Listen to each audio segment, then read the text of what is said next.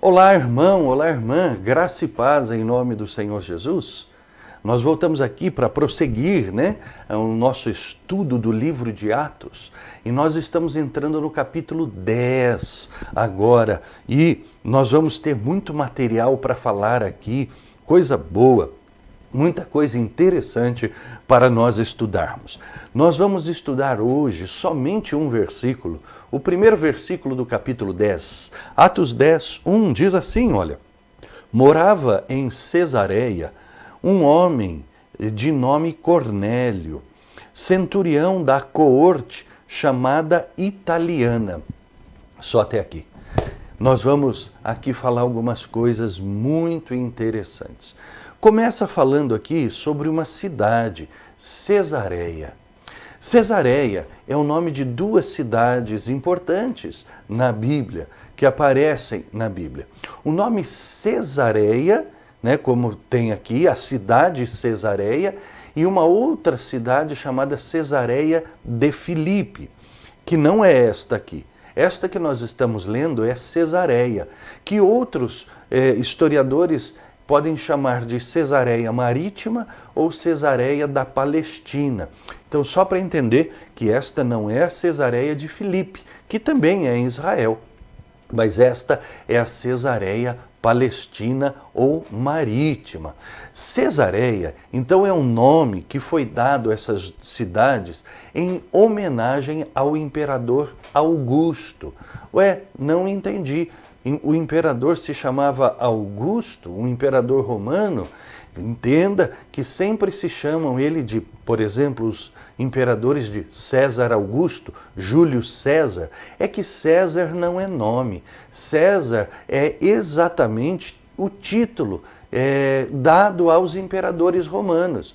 Então, César Augusto, o imperador Augusto, E é para Augusto que estas cidades receberam este nome, em homenagem ao César Augusto, ao imperador romano que se chamava Augusto.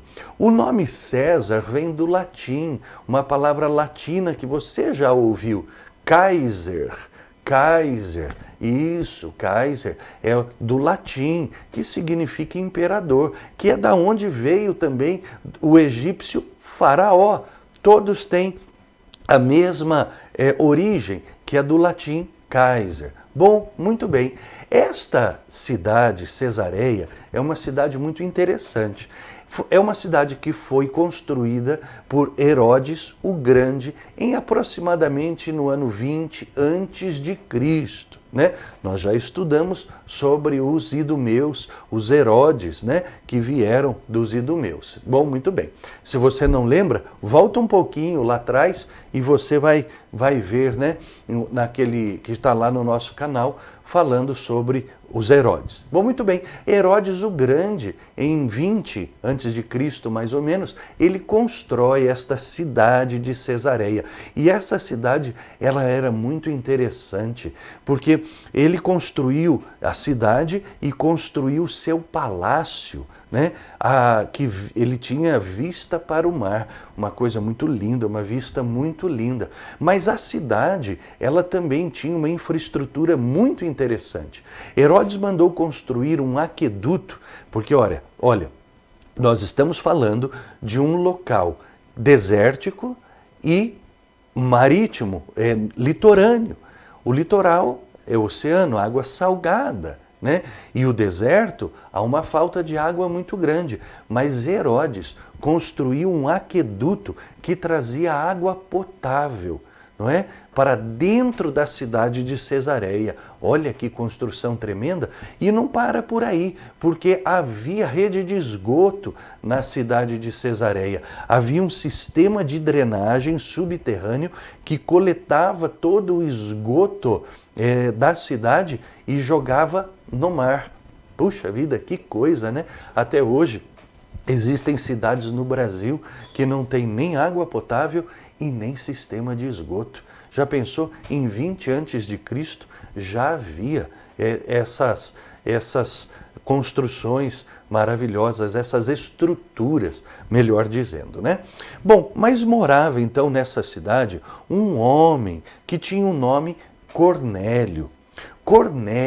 Cornélio não era judeu, portanto ele era um gentio, ele era um cidadão romano, porém gentio, não judeu. E este Cornélio era um centurião romano. Era um centurião romano que foi destacado para a Palestina, mas que ele fixou residência na cidade de Cesareia. Muito bem, então ele era um centurião da coorte chamada italiana. Vamos entender o que é isso. Centurião é um capitão de um pelotão de 100 homens. Por isso que vem o nome centurião. Era o capitão de uma centúria, ou seja, um pelotão de 100 homens. Porém, nós precisamos entender uma coisa muito interessante, porque aqui fala de coorte ou centúria, né? Um pelotão de 100 homens. Mas este pelotão, ele compunha uma legião romana. Então, a legião romana, ela era composta por 60 centúrias ou 60 coortes. Cada centúria ou coorte, nós vemos aqui que tinha 100 soldados. Então, quando nós pegamos uma legião romana, que eram 60 centúrias, nós vemos então que esta legião, ela possuía 6.000 soldados.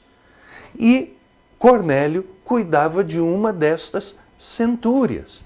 Ele era, ali na cidade de Cesareia, tinha uma coorte chamada italiana, ou seja, tinha um pelotão, uma centúria com 100 homens nesta cidade. E isso mostrava que era uma cidade bem importante. Vou abrir um parêntese aqui, porque uma legião são 6.000 soldados. Você lembra lá do Gadareno, quando Jesus faz uma pergunta para aquele demônio, os demônios que estavam nele, qual é seu nome? E eles falam legião, ou seja, haviam 6.000 demônios naquele homem. Ixi, já pensou, né? Que situação, né?